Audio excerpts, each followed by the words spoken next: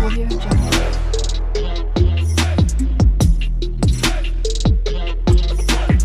Audio Jungle. अस्सलाम वालेकुम नाजरीन, बात करने से पहले छोटी सी गुजारिश है कि इस चैनल को ज़रूर सब्सक्राइब कर लें। तो आज हम बात करेंगे जनरल फैज़ हमीद के हवाले से। कल उनको सज़ा सुना दी गई है 14 साल बमुशक्क़त जेल। लेकिन दोस्तों, इससे पहले मैं आप लोगों को ये मौलाना फजल रहमान साहब की ये वीडियो आपको सुना रहा हूँ। पहले इस वीडियो को देखते हैं, उसके बाद फिर बात करते हैं। किधर आ चुके थे हजरत? वो बिल्कुल राब्ते में थे और उनकी मौजूदगी में सबको बुलाया गया और सबके सामने उनसे कहा गया कि आपने ये इस तरह करना है और इस तरह करना है। सब कौन थे वो? सब पार्टियां, नून लीग और पीपल्स सब पार्टी। पार्टियां, और और उनका नाम मत लें आप। और उनको किसने कहा कि ये करना है? सब पार्टियां। किसने कहा ये करना है? बाजवा साहब और फैज हमीद साहब दोनों थे। क्या कहा उन्होंने? यही कहा कि आप लोगों ने क्या करना है, किस तरह चलना है, क्या करना नो है। कॉन्फिडेंस के हवाले से दोनों ने, और सबने उसके ऊपर हाँ में हाँ भरी।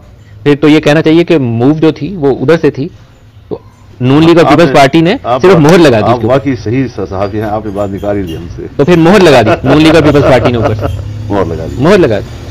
तो ये नाजरीन मौलाना फजल रहमान थे जब उन्होंने सारा कच्चा छट्टा खोल दिया कि इमरान खान साहब की हुकूमत कैसे गिराई और उनके साथ क्या डील हुई। तो इस डील में जनरल फैज़ हमीद सिर्फ नहीं थे, तो रहमान साहब ने कहा बाजवा भी थे। ज़ाहिर बात है, फैज़ हमीद सिर्फ अपनी तरफ से तो कुछ नहीं कर रहा होता है ना, तो उसमें पूरा टीम शामिल होता है और टीम का सरबराह भी होता है। तो जैसे उन्होंने फैज़ हमीद को सज़ा सुनाई इसके ऊपर कि वो सियासत में मुलव्वस हैं। सियासत में अगर मुलव्वस था तो सिर्फ फैज़ हमीद तो नहीं था ना। फैज़ हमीद ने जब ऊपर से उसको हुक्म आया होगा तो उसी हुक्म का वो उन्होंने इम्प्लीमेंट की होगी। तो ये तो नहीं हो सकता कि अकेले फैज़ हमीद ने सारा अपने फ़ैसले खुद ले लिए। ये कहते हैं कि इन्होंने फैज़ हमीद ने सारे अपने खुद ये फ़ैसले ले लिए। तो नाज़रीन, मसला ये है ना कि खुद एहतसाबी का अमल तब होगा ना इदारे से, इस्टेब्लिशमेंट की साइड से, यानी फ़ौज के साइड से, तब सही होगा जब सबको सज़ा दें। ये नहीं है कि सिर्फ फैज़ हमीद को।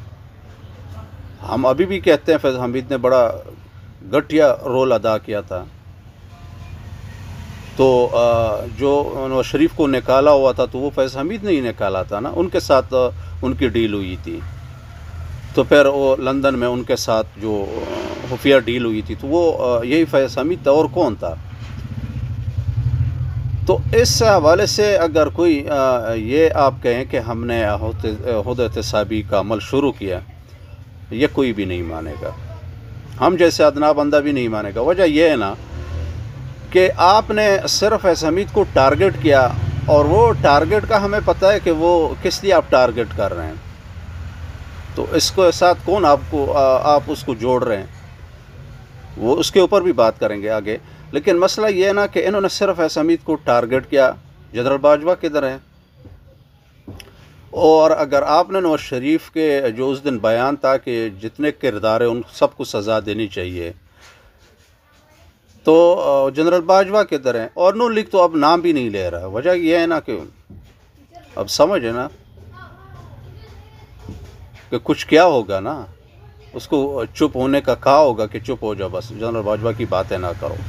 तो मकसद ये खुद एहतसाबी का ये तो अमल है नहीं ना, इंसाफ है। ये आपने कर दिया, कह दिया, क्योंकि जज भी आपका, कानून भी आपका, सब आपका। तो हम क्या कहें इसमें ना। अगर एक आज़ाद ट्रायल हो जाए, हाँ, अगर सियासी जो मुदाखलत के ऊपर सज़ा होती ना तो ये बड़ा अच्छा सज़ा होता,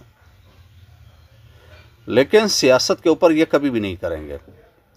आज तो इन्होंने ये मिसाल बना दी है, लेकिन कल को इसी इदारे से जितने भी जनरल नदीम जो था और बाबर इफ्तिखार था जो ISPR था उस टाइम, तो उन्होंने जो खान साहब के ख़िलाफ़ प्रेस कॉन्फ्रेंस की है, तो वो भी एक सियासी था ना।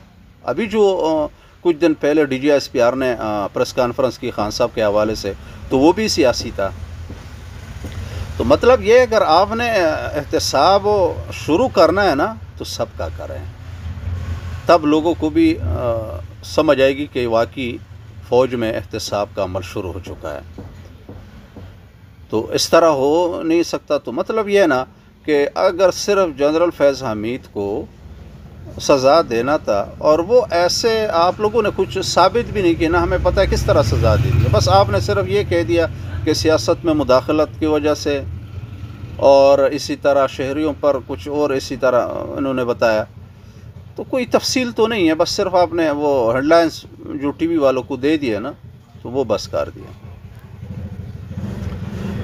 تو فیض حمید کو اگر آپ لوگ جوڑ رہے ہیں خان صاحب کے ساتھ کہ خان صاحب کو کوئی گواہ یہ بن جائے گا، وہ تو کیس ہی نہیں ہے.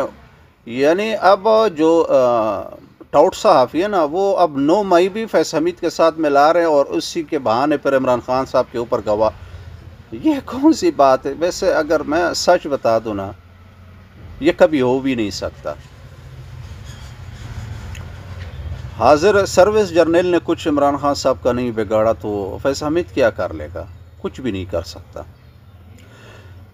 تو مطلب یہ ہے کہ اگر خان صاحب کی 9 مئی کے اوپر ان کو وہ کر رہے کہ بھئی فیض حمید کا، یہ ٹاؤٹ صحافی کہہ رہے کہ فیض حمید کا 9 مئی سے بھی تعلق ثابت ہو جائے گا، آگے ان کے اوپر کام ہو رہا ہے، تو اس کے ساتھ کیا تعلق ہے اس کا خان صاحب کا؟ تو مطلب یہ ہے نا کہ انصاف تب ہوگا، خود احتسابی تب ہوگی جب آپ سب کرداروں کو سزا دیں گے.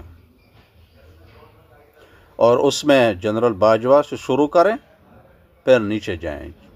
جو ان کے ساتھ انہوں نے سیاسی مداخلت کی ہیں، اور سیاسی مداخلت تو ابھی بھی ہو رہی ہے، کون سی پہلی بات ہے؟ تو کس کس کو آپ سزا دیں گے؟ تو مطلب یہ ہے نا کہ لوگوں کو ویسے دکھانے کے لیے اور پریشر بڑھانے کے لیے تحریک انصاف اور عمران خان صاحب کے اوپر کچھ بھی نہیں ہوگا. وجہ یہ کہ وہ تو پہلے ہی وہ جو انہوں نے جو سزا دی وہ تو الٹی پڑ گئی ہے. ابھی جتنے بھی سینئر تجزیہ نگار مظہر عباس صاحب میں سن رہا تھا، وہ کہہ رہا تھا کہ اگر آپ نے فیض حمید کو سزا دی ہے تو باجوہ پھر کدھر ہیں؟ تو باجوہ بھی تو اس کے ساتھ لنک تھا نا، تو اس کو بھی سزا ہونی چاہیے. تو مسئلہ یہ ہے نا کہ یہ کوئی مانے گا نہیں، یہ کنٹروورشل ہوگا، تو یہ اسی طرح حد احتسابی ہوتی بھی نہیں ہے. اب ایک پریشر بڑھانے کے لیے یہ فیصلے ہو رہے ہیں کہ بھئی ہم پریشر بڑھا دیتے ہیں، پھر اس کے ذریعے سے ہم تحریک انصاف اور عمران خان پھر ڈیل کے لیے مجبور ہوگا. لیکن ناظرین، اصل ڈیل وہ ہوگا جب یہ سارے کیس اور اس کے بعد یہ عمران خان صاحب کو یہ فوجی عدالت میں لے کے جائیں گے، تو اس کے بعد عمران خان صاحب کے ساتھ معافی، یہ سارے جرنیل معافی بھی مانگیں گے، پھر ہوگی معیشت، کیونکہ پھر اور کیس ہوگا نہیں، پھر وہ جانے اور معیشت، پھر اس کے اوپر انشاءاللہ 100% یقین ہے کہ یہی جرنیل ان سے معافی مانیں گے. تو دوستو ملتے ہیں فی الحال اتنا ہی، اگلے ولاگ میں ایک نئے موضوع کے ساتھ. اوکے، اللہ حافظ.